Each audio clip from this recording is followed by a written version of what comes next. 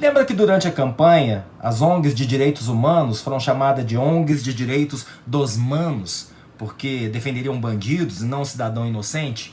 Eu acho que agora, com a morte do músico Evaldo dos Santos Rosa, dá pra gente voltar nesse assunto vendo de um jeito diferente, né? Salve galera, eu sou Maurício Ricardo, inscreva-se no meu canal, ative as notificações, dê seu like ou seu dislike, obrigado, já somos 50 mil, estamos crescendo bastante, eu fico super feliz e com muita humildade, eu não tenho pretensão de cagar regra, só dar minha opinião sobre as coisas. E uma das coisas que eu tenho dito, e eu já dizia há bastante tempo, é que no Brasil virou moda transformar coisas bonitas em coisas feias, coisas corretas, coisas boas para a sociedade em palavrões. Aconteceu com o feminismo, né?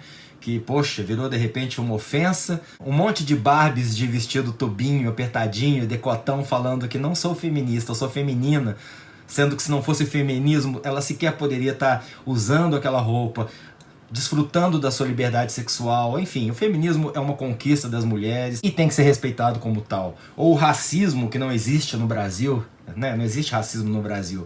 É um país de maioria negra, que você chega em lugares caros, lugares de luxo, você não encontra nem 10% de negros. Mas não é racismo não, é porque os afrodescendentes não gostam de ir para restaurante caro, não gostam de ver show no Lollapalooza, só tem banda que eles não gostam, sabe? Então não tem racismo no Brasil. E os direitos humanos? Deixa eu fazer uma reflexãozinha rápida aqui sobre esse trocadilho, direitos dos manos, para se referir à ajuda aos bandidos.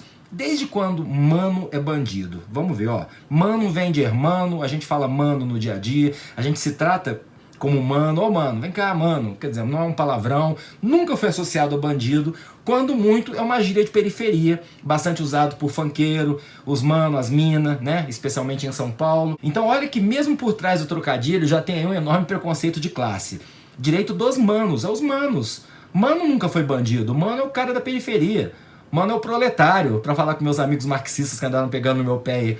Então assim, mano não é palavrão e direito dos manos é uma coisa muito bonita, porque quem mais precisa de ajuda são realmente os manos, não é o rico. E aí vamos ver o caso do Evaldo, tá? O cara tá lá, eu demorei até um pouco pra falar, porque é muito fácil colocar só como uma questão racial. É óbvio, ele é negro, a chance dele ter sobrevivido se fosse branco é gigante. Mas tem outros elementos no contexto. Ele estava numa avenida de fluxo normal de trânsito, não era uma blitz, não estava acontecendo nada de anormal, quando de repente veio um carro do exército e metralhou, fuzilou o carro dele, com 80 tiros. Tinha criança, mulher a bordo, ele morreu na hora. O exército não deveria sequer estar atirando na rua, porque já tinha acabado a missão dele no Rio. E olha só o que o relatório dos militares que atiraram no carro disse num primeiro momento. Vou ler para vocês aqui, ó.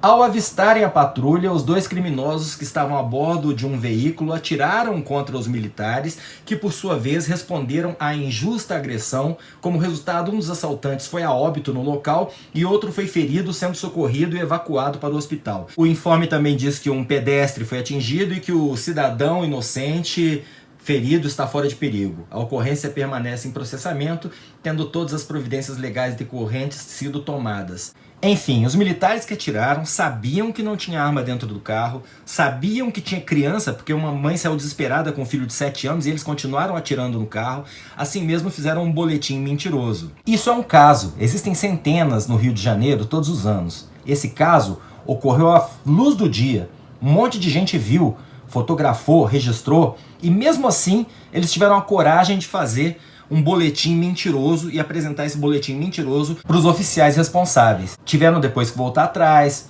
estão presos, vão ser julgados pela justiça militar, sim, eles têm uma justiça diferente. E eu pergunto a você, quem mente num boletim tem ou não capacidade de colocar um rifle na mão de um inocente para ele se passar por bandido, se isso estiver acontecendo num lugar deserto, à noite, sem ninguém vigiando? Você acha que um grupo de pessoas que matam um inocente, fuzilam um carro com criança e combina de fazer esse tipo de relatório vai se arriscar ir a julgamento por homicídio se ele tiver a chance de escapar forjando uma cena de crime? Claro que não. Então não se trata de proteger bandido, são os direitos dos manos, dos nossos irmãos, de nós mesmos, que podemos estar andando na rua e sermos vítima de um crime desse.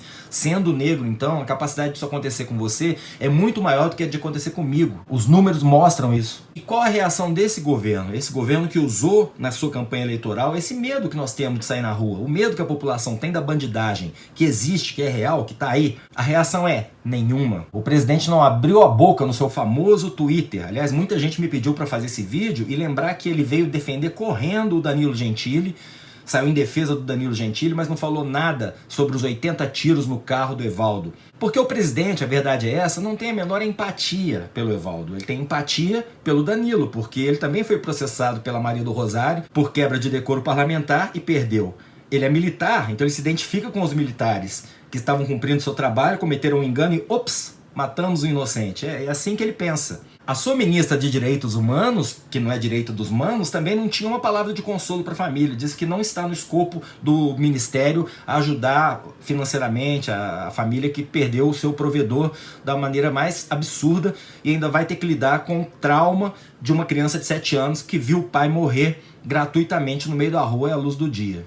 A única manifestação do governo foi do Sérgio Moro na entrevista para o Pedro Bial, porque o Pedro Bial perguntou, e disse o Moro que a ação aparenta ser injustificável e precisa ser investigada. Aparenta. Acabou a campanha, não acabou? Vamos parar de tampar o sol com a peneira. Esse é um caso concreto, um primeiro caso concreto de comoção nacional que tem uma reação concreta do governo e a reação é lastimável. Fica bem claro que se a gente depender desse governo para ter empatia pelas vítimas, pelos manos, pelas pessoas que estão lá no morro, tendo que viver sob fogo cruzado, de traficante contra polícia, de miliciano contra traficante, de traficante contra traficante, eles estão lascados. Então, nós vamos precisar, como nunca, das instituições, das ONGs de direitos dos humanos. E talvez agora, sem uma eleição pela frente, fique mais fácil para as pessoas que não entendem o que essas ONGs fazem, compreender a importância social delas. Até porque o governo vai cuidar muito bem dos militares. Quem elegeu o governo para cuidar de polícia, para ser linha dura com os bandidos. Isso com certeza vai incluir muitas outras injustiças e barbaridades e nós como sociedade precisamos estar unidos e representados para cuidar desses inocentes que vão ficar na beira do caminho dependendo dos direitos dos manos. Eu sou Maurício Ricardo, adoraria saber sua opinião sobre o que eu disse. Inscreva-se no meu canal, ative as notificações, dê seu like ou seu dislike. Tamo junto.